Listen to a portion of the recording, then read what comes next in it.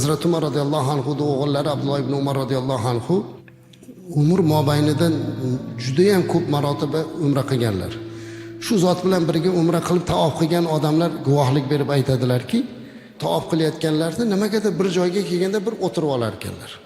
O'zi tavofda bunaqa sharti yo'q. Bunaqa ko'rsatma yo'q. Bir oz o'tirar ekanlarda, keyin o'rnidan turib ketar ekan. Shunda so'rashgan ekanlar, har safar shunaqa qilasiz, charchab o'tirasizmi, boshqami deganda, yo'q, charchamayman. Shariatda buyrug'i ham yo'q bunaqa. Ammo men Rasululloh sollallohu alayhi vasallam bilan bir marta tavof qilganimda u zot shu yerga kelib bir o'tirib ketuvdilar. Men nega o'tirganini so'ra olmagan edim. U zot qilgan ishni qilmasdan o'tib ketishdan uyalganimda bir o'tirib ketaman degan ekanlar. Endi Rasulimizning ummatligini da'vo qilayotgan ekanmiz, aytganlarni qilishimiz kerak-da azizlar. U zot aytayaptilar, mo'minlar bir-biringiz bilan birodarsiz. Bir oila bir-biringizga mehr oqibatli bo'ling. Ba'zi bir joyini bunisiga amal qilmayman deyishga haqqimiz yo'q.